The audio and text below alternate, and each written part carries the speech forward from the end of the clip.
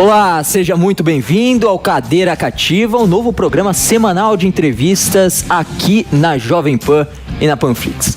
Estamos começando essa trajetória com Cadeira Cativa e, claro, a gente poderia convidar vários personagens, mas a gente tinha que convidar alguém de um impacto absurdo para essa estreia. E a gente convida um tetracampeão brasileiro, um campeão de Libertadores, e se eu for falar o currículo dele, a gente não termina o programa até terminar o currículo do Muricy Ramalho, que está conosco para participar dessa entrevista. Muricy, queria começar já agradecendo demais a sua atenção conosco, Muricy. Bom, eu que agradeço a oportunidade, também desejando boa sorte aí para o programa. E vocês podem contar aí com um colaborador, quando quiser falar de futebol, estou sempre à disposição. E vamos falar, porque assim, a nossa ideia aqui no Cadeira é exatamente sair um pouco da casinha, assim, do que é comum da gente ficar abordando sempre do futebol. É importante a gente também expandir os nossos horizontes. Comigo hoje, nessa estreia, o Flávio Prado está aqui, comentarista da Jovem Pan. Flavião. Prazer enorme falar com você e conversar com o Muricy, é sempre aprendizado, é sempre muita coisa legal. Não podia ser diferente também, outro comentarista especialista aqui na Jovem Pan, que é o Bruno Prado também. Fala, Brunão. Valeu, Chacon, prazer estar aqui também. Grande abraço pro Muricy. E um convidado externo, diretamente do site Gol, foi setorista do São Paulo no Globo Esporte também por anos. Marcelo Razan, valeu pela presença aqui e por aceitar o convite. Eu que agradeço, Chacon, obrigado, Jovem Pan, pelo convite e um prazer sempre falar com o Muricy. Show de bola. Muricy, queria já começar então a entrevista. Você vive um outro momento, né? Você viveu anos e anos nos gramados como jogador, depois como treinador. Hoje você vive uma parte externa. Essa adaptação a essa nova colocação, né, no futebol, você é um cara que não consegue ficar longe do futebol, impressionante, mas fica numa nova colocação. Essa adaptação, como é que está sendo, Muricy? Está sendo muito boa, acho que se tivesse um lugar para voltar ao futebol, já falei várias vezes isso, seria nessa função de coordenador técnico, ou seja, uma função que eu falo da parte técnica do futebol de São Paulo, ou seja, de treinadores, de jogadores, tudo que acontece aqui no CT, faço a ligação entre Barra Funda e Cotia, que estava um pouco separada, a gente voltou a ajustar as coisas, a trazer a Cotia mais perto da Barra Funda, que para nós é estratégico, é muito importante, então eu estou à vontade, ou seja, se eu pensava em voltar ao futebol, essa é a nossa posição mesmo, e eu acho que estou me dando muito bem, as pessoas estão aceitando, que é muito importante, né? E estou na minha casa, né? Aqui é o meu lugar, aqui é minha casa, então estou feliz. Flávio Prado. Ô Muricy, a gente vê muito as pessoas falando sobre o lado psicológico dos times de futebol. Você jogou bola e eu lembro muito de você com problema no joelho, em volta do Morumbi, com aquele elástico, aquele tratamento, né? Lutando para disputar a Copa do Mundo, não deu. Você foi para o México e fez um sucesso enorme e você praticamente sozinho se recuperou e seguiu a sua carreira por muito tempo. Hoje o garoto é mais frágil psicologicamente, a exigência é maior. Como é que você analisa isso? Estou de acordo com você, Flávio. Realmente o jogador de hoje ele precisa realmente de um acompanhamento psicológico por tudo que envolve o futebol hoje dos garotos, né? No meu tempo a gente jogava, na verdade, porque a gente gostava muito, né? E nós não tínhamos assessor, nós não tínhamos praticamente nada, empresário, nada, né? Hoje o jogador principalmente de um time grande, né? Ele realmente é muito pressionado, né? É muito cobrado, porque o futebol de hoje diz muito isso, eles têm que ser muito mais profissional que antigamente, que a parte física hoje é fundamental, né? E existe essa parte psicológica, né? Que também é importante demais, a física, a psicológica e tática, né? E técnica do jogador, né? Então, nós temos aqui no CT já uma psicóloga já há algum tempo, que eu trouxe lá para trás, no meu tempo de 14, quando eu voltei para São Paulo, que ajuda muito a gente nesse trabalho, né? De resolver os problemas individuais dos atletas, né? Nada assim de conjunto, nada em conjunto, porque eu acho que isso não funciona muito, né? Essa coisa de fazer tipo palestra motivacional, essas coisas para mim eu acho que não é muito legal. Mas o lado individual do atleta é muito importante para fortalecer, né? E nós temos aqui, eu ajudo muito, auxilio muito, ou seja, porque eu fico o tempo todo, não perto dos jogadores, mas olhando o momento do jogador. Às vezes você encontra o jogador mais triste, às vezes o jogador sai do time, todas essas coisas, né? Então, eu auxilio bastante. E a nossa psicóloga ajuda demais a esse problema, que no futebol ele é muito importante, a parte psicológica. Marcelo Razan vai fazer uma pergunta também. Fala, Razan. Obrigado, Chacon. Muricy, a gente lembra quando a gente fazia programas lá no podcast GE São Paulo, conversando sempre com você, falando sobre futebol. Você foi jogador, treinador, participou bastante tempo como comentarista nos canais Globo e agora está exercendo essa função nova. O que mudou na tua visão, Muricy, de quando você era treinador para essa tua nova função de coordenador técnico, que você percebe que você pode ajudar os treinadores porque você tem experiência em todos esses lados do futebol? Não, é isso mesmo, você falou a palavra aí, a experiência, né? Os técnicos, por exemplo, igual o Crespo, é um técnico que se preparou para isso, né? Um técnico que se estudou muito, a formação dele foi muito boa na Itália, todas essas coisas. Agora, com certeza, ainda ele está no início de carreira e falta um pouco de experiência, como todo jovem que começa, né? Ele tem uma coisa importante da formação, mas a experiência vai vindo com o tempo, né? E aí, é claro, e o Crespo faz muito bem isso, ele me aproveita bastante no sentido de a gente conversar, falar muito de futebol, é um cara acessível a tudo, né? Um cara bem diferente, um cara inteligentíssimo, né? Então ele me aproveita nessa parte, né? E claro, em outras partes do CT também, né? Então eu sou um cara que vivi tudo isso durante muitos anos, né? Então para mim tem alguma novidade em relação ao treinador, e já quando chega na minha posição eu estou ali para auxiliar esse treinador, né? Então é o que mudou bastante isso. Hoje eu estou passando as coisas, por exemplo, quando eu tinha Tele do meu lado, claro que não chega a ser assim porque eu não sou auxiliar do Crespo, mas converso muito. Todos os dias a gente conversa de tudo quanto é tipo de coisa, de jogador, de parte tática. Ele é muito aberto para isso, né? Eu sei que os treinadores não gostam muito de conversar assim, mas eu também eu não fico muito na obrigação dele estar conversando comigo, não, né? Quando ele está precisando conversar, eu estou sempre aí do lado, né, para conversar de futebol, de várias dúvidas que ele tem, também do clube que ele está agora, como é que é, porque eu convivo aqui desde garoto, né? Então está sendo muito bom esse entrosamento, né, com ele e com a comissão técnica dele, né, que ele tem uma comissão técnica que ajuda muito o São Paulo nesse dia a dia. O Bruno Prado agora. Fala, Brunão. Muricy, o São Paulo, que você conhece tão bem, foi muito vencedor no clube, não ganha um título há muito tempo e esse é o grande ponto hoje do São Paulo. E ano passado você chegou a pegar o finalzinho do Campeonato Brasileiro, quando você chegou como coordenador, e você pegou o momento que o time começou a cair, e em outros momentos o São Paulo nesses últimos anos também esteve bem, depois teve uma queda.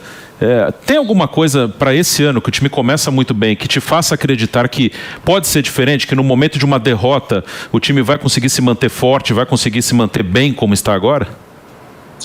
Bom, eu peguei realmente o final, como você falou, eu assim não pude, a nossa diretoria não pôde fazer muitas coisas, porque eu mesmo orientei a diretoria que naquele momento a gente só tinha que assumir, porque era assim, foi feita a eleição, mas nós não tínhamos que interferir em nada, porque aquilo estava andando muito bem, né, o time, as condições aqui, então a gente participou muito pouco assim do processo, né. Claro que foi bom para a gente também conhecer como é que estava o ambiente, conhecer como é que estava o lugar, ver as necessidades, foi muito bom, né.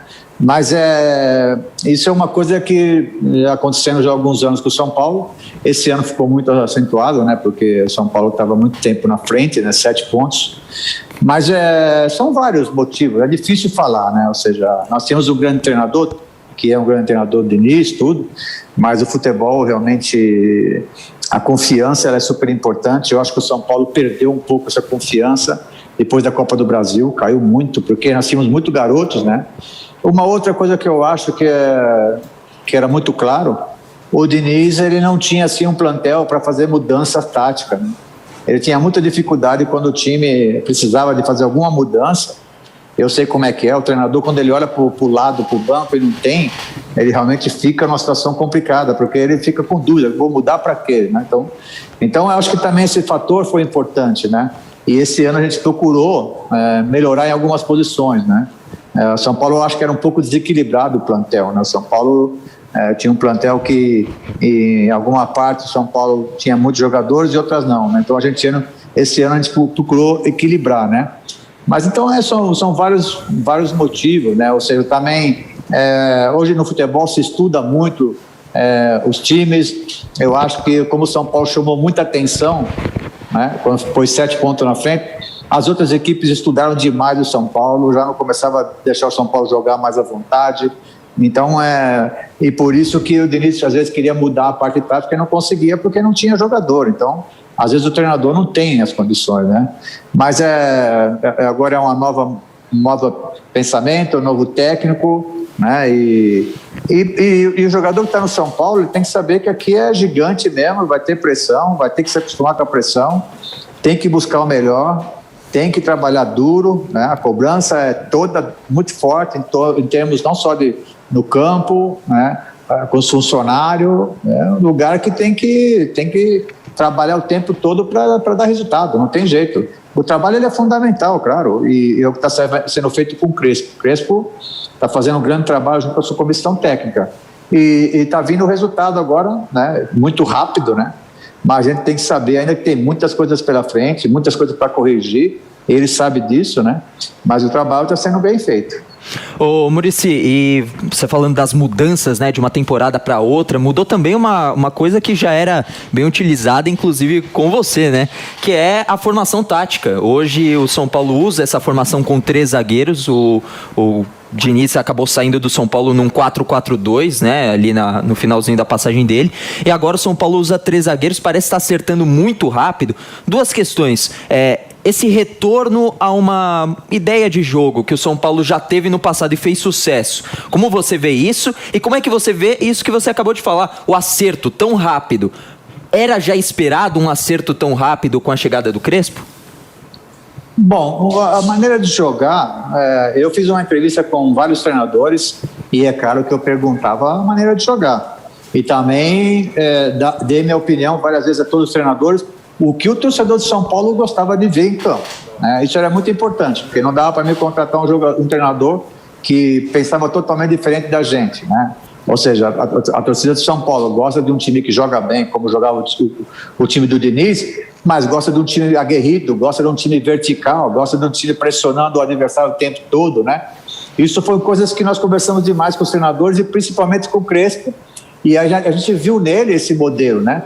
Que a gente não podia mudar totalmente o que nós tínhamos aqui, né? Porque o jogador já estava 1 ano e pouco com o Diniz e tinha uma forma de jogar. Então nós tentamos achar um treinador que aproveitasse o que o Diniz deixou aqui, que foi um bom legado, principalmente com a bola, né? O time nosso era muito bom nisso, né? E trazer um treinador para fazer a outra parte que a torcida gosta de ter, né? Um time, como eu falei, muito vertical, né?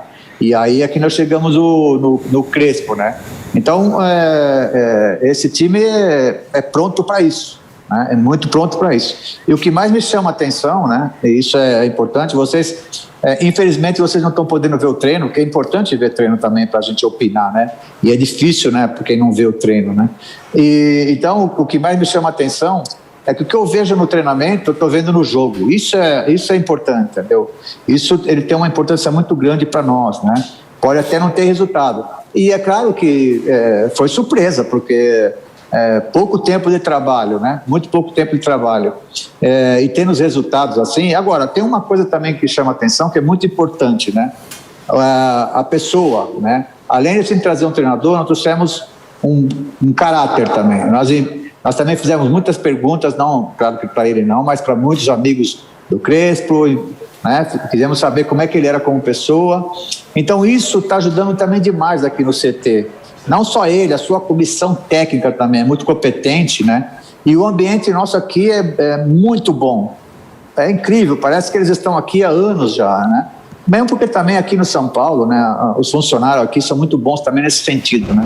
Então existe um entrosamento muito grande, por isso que eu acho que se encurtou, né, a gente esperava mais na frente os resultados, se encurtou. Mas volto a repetir, tem muita coisa ainda. O Flávio Prado agora vai perguntar aqui para o Muricy Ramalho. Fala, Flavião. Ô, Muricy, eu falando com o Júlio Casares, ele já deixou bem claro, e você também não esconde, São Paulo precisa vender alguém. São Paulo não tem grana e precisa vender alguém. Como é que isso é visto pela molecada? Todo mundo quer ir, ninguém quer ir. Como é que você vê esse momento que, né, é a vida do profissional? Como é que tá isso para vocês administrarem? Essa é uma pergunta muito legal, Fábio. Claro que a gente, e você sabe, a gente não pode esconder mesmo, a gente tem que ser muito transparente, e essa gestão agora está sendo muito transparente com o torcedor, com todo mundo, com vocês, e a gente não pode esconder, mas que a gente tem que vender alguém, que não tem jeito, cara. A gente encontrou um lugar bem complicado, entendeu? Vocês não têm ideia do que os caras estão fazendo aqui, trabalhando dia e noite aqui para ajeitar isso, mas nós vamos ajeitar. E é claro, você sabe, né, Flávio, porque jogador hoje em dia é muito atenado na internet, nos programas de televisão, rádio, né, eles estão ligados em tudo, então, tudo que a gente fala aqui, eles estão ouvindo, entendeu? E aí é assim, eu acho que tem um lado que não é bom para o clube, porque o clube às vezes tem que desfazer de um garoto que pode ser campeão aqui com a gente, mas do outro lado também o jogador gosta também, né? O jogador gosta porque é um sonho que os caras têm de ir para a Europa, por exemplo, assim, né? Então, a gente, claro que é difícil a gente conversar com o jogador nesse sentido, né? Mas a gente percebe que eles estão ligados, entendeu? Que quem tem chance para ir, quem não, entendeu? Os movimentos do mercado, né? Porque a gente ouve as coisas, né? Empresários, a gente ouve alguns clubes que mostram interesse. Então a gente está atento ao mercado e os jogadores com certeza também estão. É aquele negócio, né? E o jogador sabe que tem que ir para campo e dar mais de 100%, porque para sair do país, para ir para uma Europa, o cara tem que ser diferente, né? Então, num ponto é ruim porque a gente perde jogador muito cedo, mas não tem jeito, cara. A nossa economia não ajuda. Marcelo Rosa.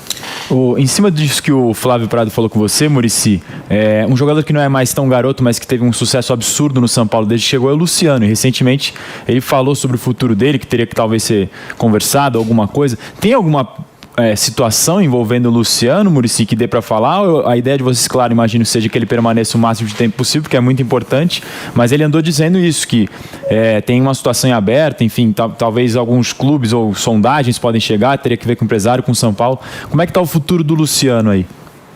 Bom, eu só posso comentar do que a gente tem aqui, né? Não chegou nada para a gente em relação ao Luciano. Ele tem contrato até o final do ano que vem, entendeu? Então, eu acho que agora tem que estar concentrado, todos nós estamos concentrados nas competições que nós temos pela frente, né? Conversar, todo mundo pode conversar, com certeza. Ninguém aqui pode fechar a carreira de um jogador que às vezes quer uma transferência para fora do país, né, que não é nosso caso, que nós não queremos, mas isso às vezes não depende do clube, depende do jogador, né? Mas o que é de verdade nesse momento é que ele tem contrato até o final do ano que vem, né? Nós estamos satisfeitos com ele, não chegou nada, nenhuma proposta, né? Então tem que continuar o nosso planejamento aqui, de cumprir o contrato e jogar o que ele está jogando, porque para nós ele é muito importante, né? Porque ele é um atacante diferente, é um atacante que ele não é só de frente, né? Um jogador que arma jogo. Nesse sistema do Crespo ele é muito importante, né? Então é uma coisa que não está em discussão, porque o contrato dele está em vigor e ele está muito satisfeito aqui. Claro que o jogador sempre quer melhorar as coisas, né? Mas nesse momento ele também entende a situação do clube. Bruno Prado. Ô Muricy, você teve, quando você ainda era treinador, você teve alguns problemas de saúde, um estresse que é muito forte, é muito pesado, uma pressão grande que os treinadores sofrem. Depois, como comentarista, você dizia, eu não perdi nenhum jogo, eu estou invicto até agora, e é verdade, a gente não perde jogo mesmo, né? A gente fala alguma coisa, dá errado, mas não muda nada, não é o que a gente falou que vai mudar o jogo. E agora, como coordenador, Muricy, você volta a um clube, você quer que seu time ganhe, você tem uma responsabilidade aí no São Paulo. Eu queria que você comparasse o nível de estresse, de pressão de um treinador para um coordenador. Como é que tá? Você fica mais tranquilo nos jogos hoje, no dia a dia? Como é que tá essa parte? Bom, na minha volta agora eu perdi um jogo só, né? Então tô legal, né? Perdemos só para o Novo Horizontino. Então, agora, é bem mais tranquilo, claro que existe um estresse, porque é seu time, você faz parte do elenco, você faz parte da comissão técnica também, mas só que não é uma loucura que nem treinador. Treinador é pra louco mesmo, cara. Treinador é complicado demais. Eu estou aqui com o Crespo todo dia, eu vejo o que ele está passando. Ele fica aqui o dia todo no clube, só pensa nisso. E vai para casa, só pensa em futebol. Eu estava conversando com ele ainda hoje, a primeira vez, desde quando ele chegou, que ele foi dar uma volta aí na rua, porque o cara não tem tempo para nada, ele tem que ver jogos, ver vídeos, preparar treinamentos, entendeu? Então é muito complicado. Agora, claro que a gente é do futebol, né, cara? A gente faz parte do negócio e a gente quer ganhar também. Eu continuo ficando nervoso, mas não com essa loucura de treinador, não. Realmente não, mas dá nervoso sim, porque nós que estamos perto do negócio, a gente não consegue influir tanto assim, né, no jogo. A gente faz a nossa parte, ou seja, contrata jogador, treinador, ajeita muitas coisas, mas assim, diretamente é difícil, né, gente? Então, o que acontece? A gente fica incomodado, a gente quer participar, né? Mas dá nervoso sim, mas não como treinador. Igual treinador não tem, não. E, Muricy, eu queria continuar nessa linha, né? O Bruno deu o gancho perfeito, né? Porque você continua no futebol, como a gente já falou aqui, você é um cara que desde criança está envolvido, está imerso no futebol, né? Teu pai jogou futebol de várzea por muito tempo, né? Inclusive era um grande destaque, você foi jogador, foi treinador. E aí em 2016 você teve que interromper um trabalho no Flamengo, onde você estava, por conta de um novo problema nessa parte cardíaca, né? Como é que foi aquele momento de parada? Que você parou, falou, não dá mais para mim, isso vai prejudicar a mim, outras pessoas. O que você pensou para fazer essa interrupção na tua carreira como treinador? Bom, com certeza você não deve ter ido para alguma UTI, né, cara? Não. Porque quem vai para uma UTI, o cara vai pensar duas vezes e voltar a fazer alguma coisa que afeta a sua saúde. Quando eu fui a segunda vez que eu estava no Flamengo, que eu tive a minha arritmia, e a arritmia muito forte que eu tive, e se tornou muito perigosa naquele momento, que eu fui para a UTI, e você sabe, você fica muito sozinho, é solitária, cara, não tem nada, não tem janela, não tem coisa nenhuma, só tem lá o coraçãozinho batendo lá no aparelho, e você fica olhando para não querer que ele pare, aquele batimento lá, não é fácil. E então ali, e porque minha família toda hora falava para mim, chega, cara, você já fez demais, já está muito tempo nisso, você não muda no que diz respeito à tranquilidade, mesmo com a experiência que você tem, você continua tenso demais. E é verdade mesmo, ou seja, eu não deixo passar nada, eu sou muito chato em relação ao trabalho todos os dias. Então, minha família tem razão, mas você só vai ver mesmo quando você está na dificuldade.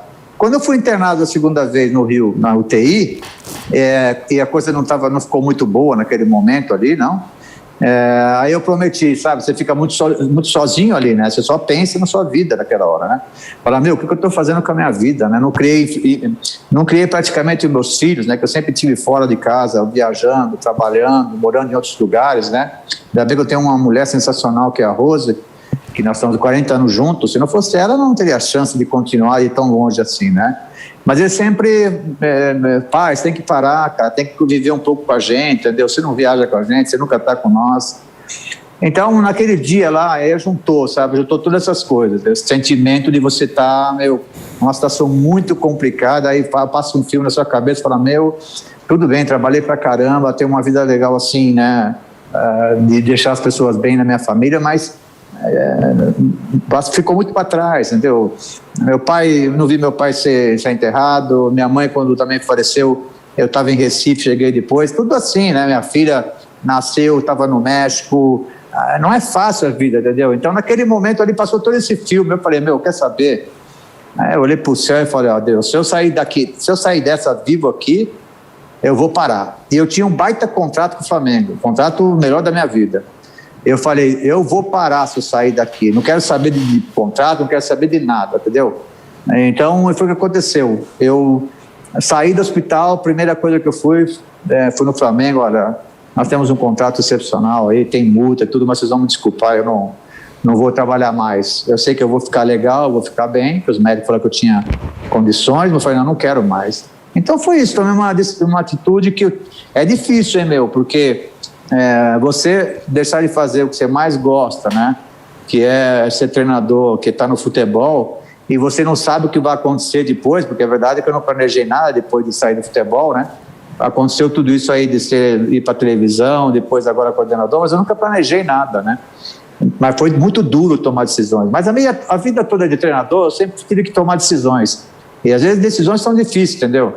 E aí eu tomei, sofri bastante no começo, mas foi a melhor coisa que eu fiz, porque aí convivi com meus filhos, com a minha esposa, com minha neta, com meus amigos, coisa que eu há muitos anos não fazia. Flávio Prado? Eu já estive numa UTI, a decisão que eu tomei foi a seguinte: quando eu entrei, eu brigava com todo mundo. Quando eu saí, eu não brigo com ninguém. Simples. Troquei. Se eu brigar com todo mundo, agora eu não brigo com ninguém. Pronto, tá resolvido. E é tudo isso que o Muricy falou mesmo, né? Tá sozinho, é você e você. Muricy, eu vou fazer uma pergunta bem malinha pra você, que às vezes faz essa pergunta pra mim, e ela é chatinha, mas ela é legal porque dá manchete pra nós, tá uma coisa bacana. Tantos anos no futebol, quais foram os 3 maiores jogadores que você viu?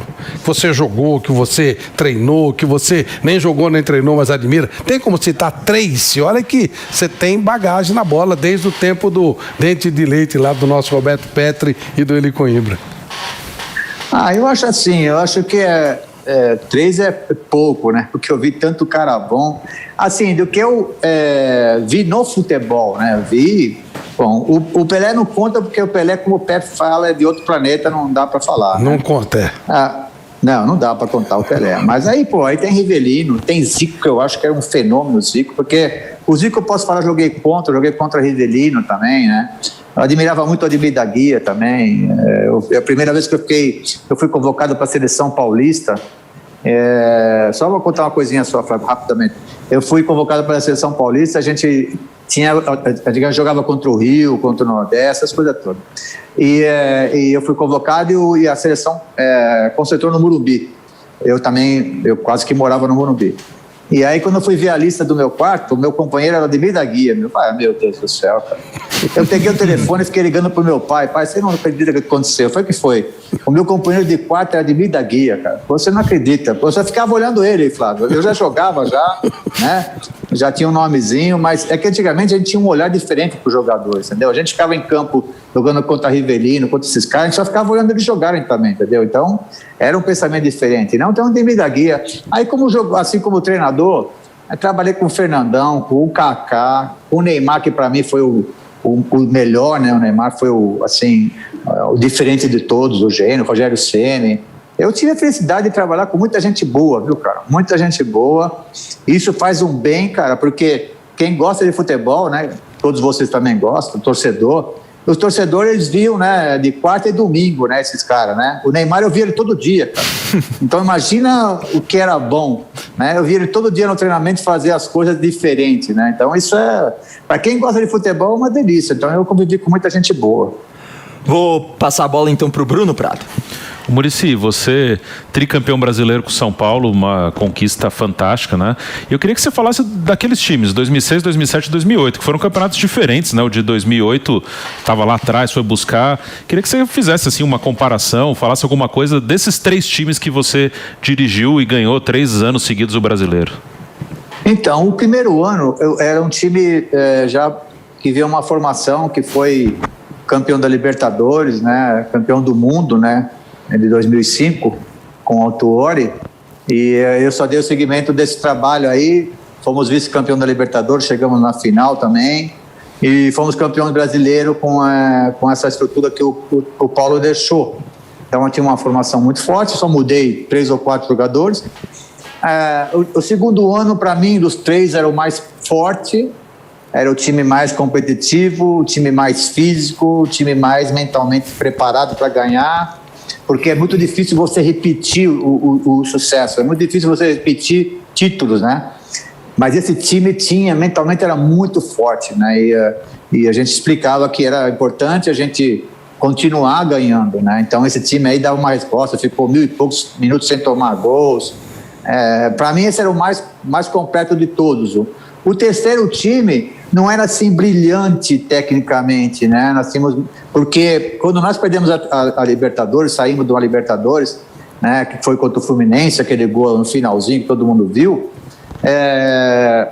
o São Paulo começou a desfazer de vários jogadores, né? Então, Adriano, Chulapa, vários jogadores, Adriano. E aí, tipo assim, sabe, ó, não chegaram a falar isso, mas me deixaram essa impressão. Falaram, Muricy, vai o que você tem aí, cara, não vamos investir mais, nós estamos 11 pontos atrás do Grêmio, como assim, não temos muita chance, entendeu? Só que, assim, se é uma coisa que é uma coisa forte em mim, era quando eu sou desafiado e quando me pressionam, entendeu? Você pode ter certeza que eu vou dar a resposta. E aí, quando eu dava a resposta, aí que crescia muito, né? E aí, mostrei para os jogadores que era possível ainda as coisas. Mesmo o Grêmio tendo disparado na frente, era possível.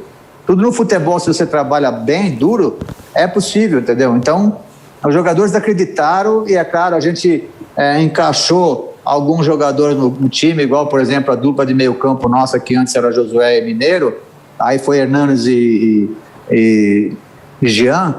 Então, mais alguns jogadores que a gente mudou, e o time voltou a acreditar que era possível, entendeu? E isso é que aconteceu. Esse último foi assim, esse time era muito forte também mentalmente, acreditou na proposta, mas assim, dos três, o mais equilibrado para mim, o mais forte dos três, assim, era o 2007. Marcelo Razan?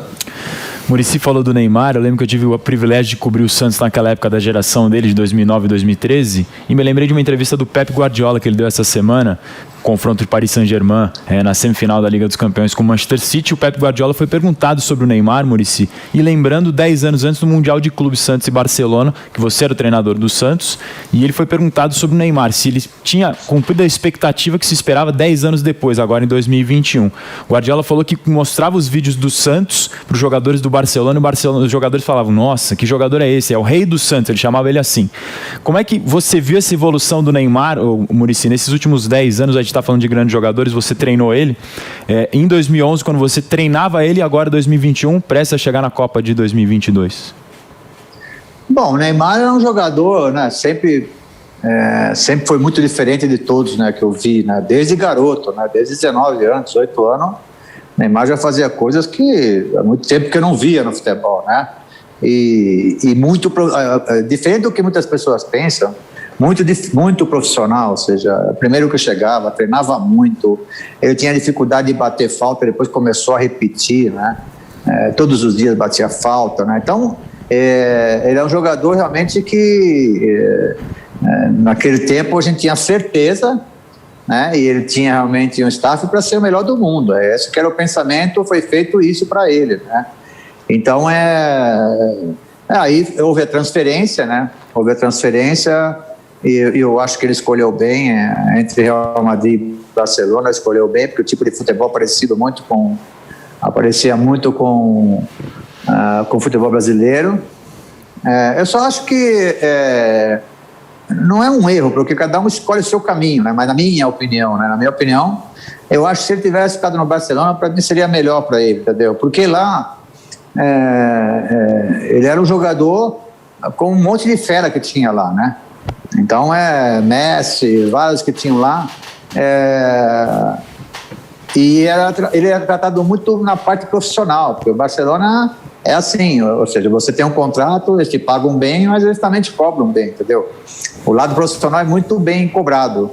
Eu acho que nessa troca, né, a minha opinião, né, eu depois não conversei mais com ele, a não ser alguma coisa, a gente troca às vezes uma mensagem, mas assim, não de sentido, né? Mas ele foi para um time que para mim assim, ele é o cara, entendeu? Então, ele é praticamente o cara do time, apesar do Mbappé. E aí eu acho que ele sente falta, parece que não, de uma cobrança maior, como era no Barcelona, cara, entendeu? Então, eu acho que aconteceu muito isso com ele, né? Mas eu continuo sendo fã dele, ele é muito diferenciado mesmo, ele é o melhor jogador que nós temos.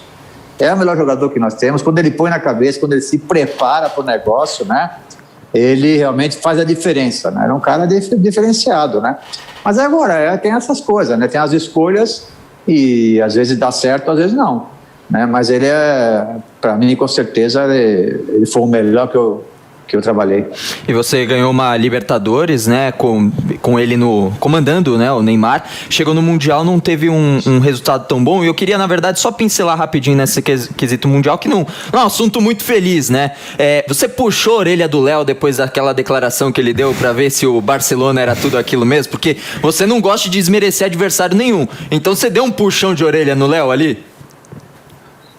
Desmerecer o Barcelona era brincadeira, né, cara? Aquilo lá não era um time, aquilo era uma seleção. Aquilo era uma seleção, entendeu? Para você ter uma ideia, o respeito que nosso time tinha, a gente entra naquele estúdio, entra todo mundo junto, né? O nosso jogador só faltava tirar foto com os caras, só faltava pedir autógrafo com os caras, entendeu? Eles ficaram, porque muito jogador joga, se assustaram, né? Mas era muito difícil ganhar daquele time, entendeu? Até brinquei com os jogadores uma hora lá, que porque acabou o jogo, nós fomos pro hotel, né? E aí ficou muito em silêncio o andar que a gente tava, sabe? Eu falei, nossa, tá estranho esse andar aqui, tá muito silêncio, cara. Aí eu queria saber, né? Perguntei pros segurança, falei, o que está acontecendo? Cadê os jogadores? Será que eles estão todos dormindo? Eles não dormem depois do jogo. Falei, não, Maurício, eles estão aí num quarto, assim, estão conversando lá, tomando uma cervejinha, não sei o quê. E aí eu falei, vou lá ver eles, né, cara? Porque eu sei que eles estão tristes, né? Aí fui lá, bati na porta, esse cara tudo assustado, né? O professor tá aí, abre a porta aí, quero conversar com vocês aí. E aí eles estavam lá tomando uma cervejinha, tudo, né? Eu, na brincadeira, né, eu falei que eles estavam tudo cabeça baixa. Falei, calma, não fica triste, não. Eu sei que vocês sonhavam de ganhar desse time, mas, era muito, vocês sabiam, eu também sabia, era muito difícil de ganhar. Então, o que vocês têm que levar para a vida de vocês é a experiência que vocês tiveram. A experiência de enfrentar o Messi, de enfrentar o Xavi, de enfrentar a Iniesta, é uma coisa, para vocês vai ser muito importante para a vida de vocês, né? A experiência que vocês tiveram aqui. Então, não tem nada que abaixar a cabeça, não. Nós perdemos por um gigante, nós perdemos por o melhor do mundo e às vezes você tem que reconhecer isso. Mas a gente tinha muito pouca chance em relação a esse jogo. O treinador sabe, claro que ele sempre sonha, ele vai fazer uma preleção no outro sentido, mas no fundo era muito complicado. Já estamos na reta final do programa, Muricy, já agradecendo novamente, vou fazer mais uma rodada com cada um e já começar te perguntando sobre mais um ídolo. Você é um ídolo, né? Considerado um ídolo da equipe de São Paulo. Vou perguntar sobre mais um que você trabalhou por muito tempo, que é o Rogério Ceni, né? Hoje também seguindo os mesmos passos que você seguiu, saindo de jogador, indo para treinador. Queria que você falasse um pouquinho do trabalho de Rogério Ceni como treinador, se ele acertou começando no São Paulo, se hoje ele acerta estando no Flamengo, o que você projeta do Rogério, conhecendo ele como um líder que ele era como jogador? Olha, na época, eu acho que quando ele começou no São Paulo, eu acho que ele deveria ficar pelo menos um ano ou dois na base, né, ou de auxiliar, porque não adianta você achar que o cara foi um baita jogador como ele foi, e eu sei como é que eles pensam. Aí ele fala, não, mas isso aí eu pego o time, aí eu faço e desfaço. Não é assim, não faz. É muito complicado. Isso aqui é gigante, cara. Isso aqui para dirigir é muito grande, não tem como. Não é só jogador, você tem que dirigir muitas coisas junto, entendeu? Então, se você não tiver experiência, você pode ser o cara mais conhecimento do mundo. Como tem a maioria dos jovens treinadores, que daqui a uns 4, 5 anos nós não vamos precisar importar mais, acho que, treinadores de fora. Por quê? Porque essa nova geração nossa está sendo muito bem formada com essa mescla de treinador estrangeiro, com os estudos da CBF, com as licenças que estão aparecendo. Os nossos treinadores estão sendo muito bem formados, né? Então, e na hora que tiverem experiência, então, aí vai ficar fortíssimo. Aí o Rogério é um deles. Né? Isso não era um palpite, isso era uma coisa que poderia acontecer como aconteceu, ou seja, não deu certo, porque por mais que você tenha conhecimento, por mais que você foi um jogador completo como ele foi, você não consegue dominar. Você acha que dá, mas não é assim as coisas. Então, agora, ninguém tem a dúvida, né, que ele vai ser baita treinador. Ainda não é, porque tem que provar bastante coisa, mas vai ser, está no caminho, né? Porque como o jogador já era estudioso, ele já estudava no treinador, estudava adversário como jogador, conversava muito comigo em relação a isso, ele se preocupava com muitas coisas que os jogadores não se preocupavam, né? Então você não tem a dúvida que ele vai ser um grande treinador. Eu na Globo tinha um quadro, né, que Muricy visita, porque os treinadores hoje não gostam de falar mais com ninguém, né? Mas como eu fui treinador, eles me aceitavam conversar comigo, né? Então eu fui, e um deles foi o Rogério Ceni, que eu fui lá em Fortaleza para ver o trabalho do cara, para ver como é que ele era o dia a dia. Passei o dia todo com ele lá. Como é que ele preparava um treinamento, como é que ele se dava com os jogadores, tudo eu queria saber do dia a dia do técnico, né? E ali, eu saí dali com o pensamento que é o seguinte: ele vai ser um dos grandes treinadores do país, porque além de ser muito determinado, muito detalhista, né? Ele, quando põe a coisa na cabeça, ele vai atrás mesmo, né? Então ele está no caminho certo, né? Não é ainda, porque as pessoas têm que saber disso, vai ter que ter muito desafio para provar, mas com certeza essa nova geração aí, ele é um dos grandes. Temos outros também, volto a repetir, daqui uns 2, 3 anos o Brasil vai ser um país muito forte no que diz respeito ao treinador, pelo intercâmbio que nós não tínhamos, infelizmente, que nós estamos tendo agora, e também pelos estudos, que é fundamental nessa época. Bruno Prado. Muricy, falando de treinador, queria que você falasse do Tele Santana. Recentemente chegou na data, né, da morte dele, né, completou já vários anos da morte dele. Queria que você falasse da convivência, assim, do que você pegou dele, além da parte de convivência. Como treinador, você acha que alguma coisa que você fazia como treinador de ideia tinha a ver com ele? Queria que você falasse um pouquinho sobre isso. É muito parecido, né? Porque eu fiquei o tempo todo do lado dele. Ou seja, quando ele me convidou, eu não queria fazer outra coisa senão ficar do lado dele, porque Tele era um diferente, Tele já era um cara que estava na frente, entendeu? Hoje se fala em posse de bola, de passe, o que ele mais cobrava do time dele era um bom passe, tanto é que o time dele jogava muito bem, né? O time dele sabia jogar futebol, né? Então, e é um cara trabalhador extremo. Você acordava às 6 horas da manhã aqui no CT, ele morava aqui, queria que os campos estivessem em ordem para ele cobrar dos jogadores um bom passe, um bom treinamento, né? Um cara que tem valores realmente acima da média, se preocupava não só com o jogador em melhorar, porque ele melhorava os atletas, mas também de orientar na vida dos atletas, principalmente quando eles estavam parando de jogar. Então, era um cara completo que eu vi jogar, que eu vi treinar, né? E era uma delícia. O Flávio acompanhou isso. O Flávio teve a oportunidade de estar muitas vezes aqui. Antigamente era assim. Antigamente não tinha negócio de coletiva. Acabava o treino, ele ficava numa roda de vários repórteres e eles ficavam conversando de futebol ali o tempo todo. Antigamente era assim, né? O Flávio sabe disso, né? Então, Tele era um gênio. Eu acompanhei momentos difíceis dele, momentos de muitas alegrias, né? Porque eu queria ver tudo dele, né? Então, por exemplo, em momentos difíceis eu ficava com ele, como fiquei várias vezes no Morumbi até meia-noite, 1 hora da manhã, sem ninguém mais no Morumbi, porque a gente é assim, quando está na fase ruim e perde um jogo, a turma desaparece, e aconteceu várias vezes, eu ficava com ele, trazia ele aqui na Barra Funda, inclusive, né? Então, eu queria participar de tudo. Então, para mim meu professor, me deu muita confiança, né? E gostava de fazer o bom futebol, e era muito determinado para ganhar. Agora, ele queria ganhar sempre na parte limpa. Ele falava, nós não podemos dar pontapé no adversário, não podemos dar carrinho no adversário. Ele tinha esse lado ótimo, né, que fez muito bem pro futebol. Marcelo Razan. Muricy, a gente está falando de Neymar agora, também lembrei do Daniel Alves, que é um grande parceiro de vida do Neymar, e o Daniel Alves, vocês estão com ele aí, camisa 10 do São Paulo, e nos últimos jogos do Tricolor, ele jogando como lateral, vem tendo o desempenho que todo mundo já conhece, né? O maior vencedor da história do futebol. Pelo que você está vendo do Daniel Alves no dia a dia aí do São Paulo, você acredita que ele chega na Copa do Mundo de 2022 com a seleção brasileira? Então, eu até dei uma opinião sobre isso aí outro dia, né? Porque quem tem que ter preferência do Daniel jogar na lateral, no meio, centroavante, zagueiro, é o técnico, é o Crespo, né? Mas eu gosto do futebol, eu observo o futebol, eu vivo disso, né? Então você tem que olhar com carinho os dois lados. tem que olhar o Daniel e a seleção brasileira. Então, hoje, nós temos muita dificuldade de lateral na seleção brasileira, muita dificuldade, né? Nós temos o Danilo, que tem altos e baixos, né? E temos muitas poucas opções desse lado aí, né? Então, aí você olha no dia a dia, que isso é muito importante, que infelizmente vocês não estão podendo ver porque está fechado,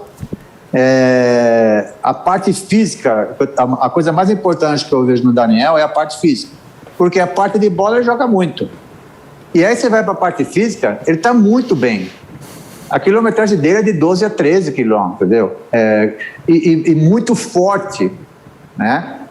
Você vê quando ele corre para trás também, que é difícil, né? O cara que vai lá na frente e volta, do jeito que ele volta, trabalha muito no dia a dia, né? A parte muscular, que é fundamental para jogadores assim. E então, se eu vejo, assim, e eu já ouvi ele falar, não agora, mas uns tempos atrás, que ele queria estar no Qatar, eu acho, que ele está em grande forma e eu tenho certeza que o Tite está olhando com carinho, porque as condições físicas dele é impressionante, cara. É impressionante o que ele faz aqui no dia a dia e está fazendo nos jogos. E agora voltou para uma posição que o campo fica grande. Ele acaba o jogo inteiro. E chega aqui no treino, parece um menino, cara. Então, realmente, e eu acho assim, na minha opinião, se é uma posição que ele pode ir para a Copa do Mundo, é na lateral. Então, ele tem que aproveitar esse momento e jogar aí. Mas isso aqui quem decide não sou eu, não. Eu só estou dando um palpite assim de torcedor. E o Daniel, ele é o terceiro técnico já que o Daniel tá trabalhando no São Paulo, e os três sempre rasgaram elogios, né? A gente sempre ouve todo mundo de dentro de São Paulo rasgar elogios com o Daniel Alves. Para encerrar, Flavião, sua pergunta. Ô Muricy, a gente uma vez estava almoçando e você disse o seguinte: não se comemora mais vitórias no Brasil. Aqui o cara, quando ganha o jogo, ele respira fundo, aliviado. Onde a gente perdeu, em que momento e por que nós perdemos a alegria de jogar futebol? Que acho que o grande segredo do futebol brasileiro era a alegria de jogar. E hoje a gente vê todo mundo tenso jogando futebol. O que aconteceu? Por que aconteceu isso? Eu acho que assim, Flávio, eu tenho um pensamento, porque antigamente, lá para trás, os europeus vinham aqui no Brasil ver qual era o segredo nosso, né? Principalmente na parte técnica nossa, eles gostavam de vir aqui. Era o contrário. Agora nós estamos indo lá olhar, eles treinarem e trabalhar. Agora nós estamos... e eles vinham aqui antigamente, né? A troca que houve, né? Nós fomos lá para a Europa e trouxemos a parte física deles. E eles vieram aqui e levaram a nossa parte técnica para lá. E aí nós perdemos demais, entendeu? Porque eles ficaram agora com a parte física, que eles são excelentes, porque tem melhor educação, se alimenta mais, se preparam mais, não tem a mínima chance de ser igual a eles. Por isso que a gente usava a nossa técnica para ganhar deles, né? Porque na força não dava. Então eles levaram a nossa parte técnica e aí juntaram com a parte física deles. Então não dá outra. Então eles estão muito melhor que a gente, que nós só ficamos com a parte física. Eu acho que é aí que nós perdemos muito, entendeu? Eu respeito muito tudo o que acontece no futebol. A parte tática que se discute muito hoje, ela já é antiga, cara. Já em 70 lá, o Zé Galo arrumou um esquema diferente, né? E todas as épocas, claro que agora o que tem mesmo no futebol é a intensidade, a pegada, a diminuição de espaço, compactação, todas essas coisas que é de hoje, né? Mas eu acho que nós ficamos muito físicos, Flávio. A gente dá menos importância para o jogador na base, por exemplo, de habilidade, mas que não é muito forte, essas coisas que por isso, essa troca para nós não foi boa, eu acho, né? Então, a gente só fala muito hoje no físico, né? E se preocupa muito com a bola, né? Antigamente a gente tinha essa chance, né? A gente fala antigamente porque é o que nós estamos falando aqui, não sou saudosista nada, só estamos discutindo um pouco de futebol. Nós tínhamos várzea. Nós tínhamos vários campos que os garotos jogavam bola o dia todo. Eu mesmo jogava na rua. O meu tio me levou da rua para o campo. Hoje, se joga muito pouco futebol no Brasil. Mas o moleque prefere o computador, a internet, porque não tem campo para eles jogarem. Né? Você vai para os Estados Unidos, eu adoro basquete. Por que dá tanto jogador de basquete nos Estados Unidos? Porque eles jogam na rua. Em cada esquina tem uma quadra de basquete, vai para a faculdade tem basquete, vai para o colégio tem basquete. Então não pode dar outra, né? Tem que ter jogador de basquete. Pô. Os caras jogam basquete o dia todo. E antigamente, aqui no Brasil, só se fazia isso. A gente não tinha diversão, a gente só jogava bola. E é na rua mesmo. Às vezes não tinha bola mesmo, porque né, a dificuldade era grande de se comprar uma bola. Era bola de meia, você sabe disso. Era qualquer coisa que rodava ali, a gente estava chutando, entendeu?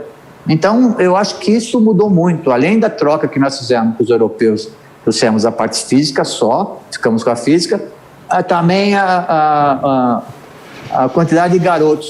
Né? Nós revelamos, mas tenho certeza que antigamente se revelava mais porque os garotos praticavam muito mais futebol do que se pratica hoje.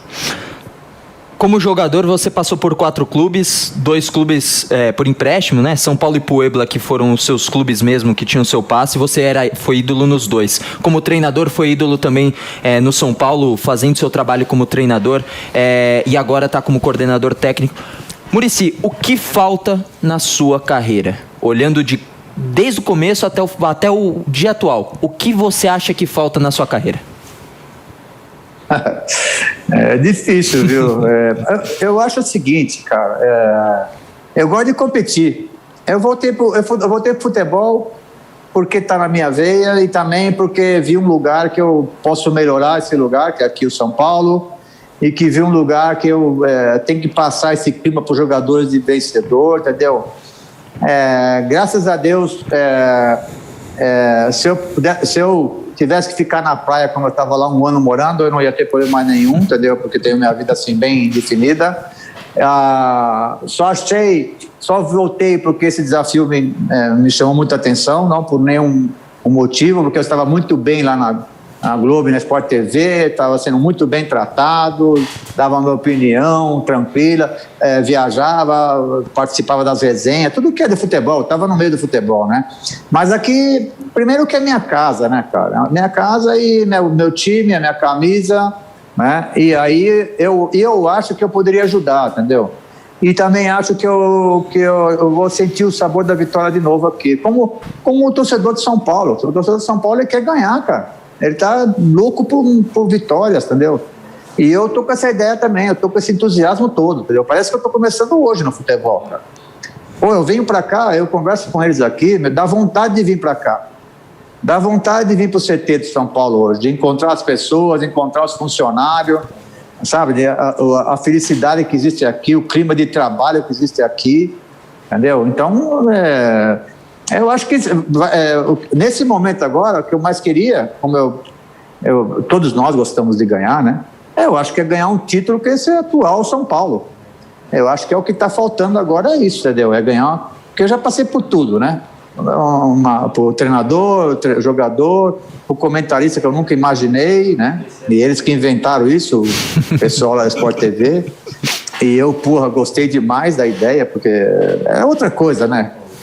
Muito legal, o ambiente não tinha experiência, depois foi melhorando, nem sabia abrir o microfone, tem hora que nem abria, fechava, era uma confusão danada. Mas me diverti bastante e agora estou nessa nova função, então acho que o grande desafio meu é ganhar com esse time de São Paulo. Muricy Ramalho, muito obrigado por toda a sua paciência, por estar conosco aqui no programa de estreia do Cadeira Cativa. Uma honra absurda de tê-lo aqui como o primeiro convidado do Cadeira. Um abração, Muricy, muito obrigado mesmo. Eu que agradeço a oportunidade, desejar boa sorte no novo programa, foi muito legal, porque como você falou aí no começo, a gente não está só falando de bola, só de futebol. Falamos da vida, falamos dos problemas que nós temos, que nós somos gente, né? Como qualquer um, né? Então a conversa foi muito legal. Parabéns aí pelo programa e boa sorte. Muito obrigado, Muricy. Obrigado, Flavião. Valeu, uma honra total. Parabéns. Obrigado, Valeu, Brunão. Obrigado, Razan, que esteve conosco aqui. E muito obrigado a todos que acompanharam a primeira edição do Cadeira Cativa aqui na Jovem Pan. Toda semana, um convidado diferente para você.